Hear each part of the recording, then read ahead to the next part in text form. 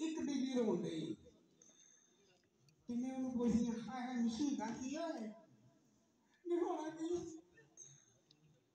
टुट पने ने लाठी मारे मैनू नहीं मारिया क्यों मारना क्यों सी मैनू तो दोसर गोश्त ले आके दिता मैनू कहंदी भुन के रखी मैं हांडी उत्ते रख के थल्ले अग बाल के जो शकीना नाल गल करन लगी जो शकीना नाल गल करनी सारा गोश्त सड़ के सुआह हो गया लगू गल मारना नहीं सी भला नाल दी दफा करा दी पंगे पंगे तो पंगे परसों मैनू हाकियां ना मारे पर मैं ग्राउंड चो कदम हो गया आया तेन क्यों मारिया मैं मारना क्यों सी मैनू सूट इस्त्री वास्ते दिता सूट कोले वाली इस्त्री लिया के दिती होंदे ने कोले हाफ हो के मैं सूट के उत्ते इस्त्री रख बैठी उत्तों बाबा नंदा सब्जी वाला आ गया मैं को सब्जी ना लग पई वो सूट सड़ के सुहा हो गया कोई गल मारना नहीं सी भला कि कमाई बेच रही नहीं पुत्र की नहीं गल्लां कर दे पुछ बंदे आनी छल बंदे दी गल्लां मत कर रात नूं ढिड च पीड़ होई मैं डॉक्टर को ले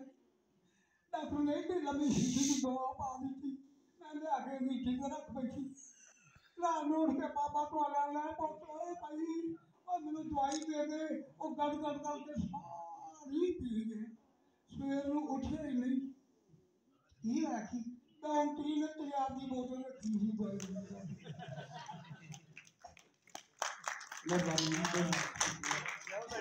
इंग्लिश आइटम ताड़ी प्लीज हो इंग्लिश आइटम मेरी ताड़ी चलो साढ़े को तबले गया है हम भरा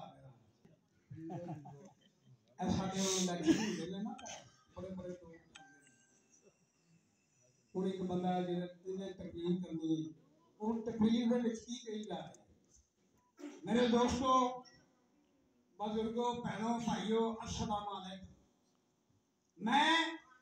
अल्लाह की मेहरबानी के नाल तुहाडी खिदमत करांगा मैनू बुलाने वास्ते जगह दिओ मैं तुहाडी खूब खिदमत करांगा हुण स्पीकर जिहड़े ने खराब सन कभी बंद हुंदे सन कभी खुलदे सन ते मैं तुहाडी खिदमत दे विच बैठा रहांगा जिदों तक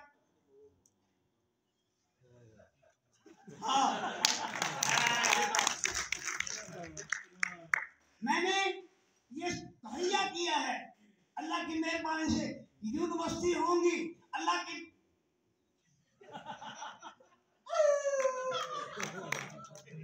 पहले दिन का नारा दूसरे दिन का नारा तीसरे दिन का नारा की पहले दिन बंदे बड़ा सिंह और फरीक साहब जिंदाबाद फरीक साहब जिंदाबाद फरीक साहब जिंदाबाद दूसरे दिन गला बैठ जाना जवाब की आ गई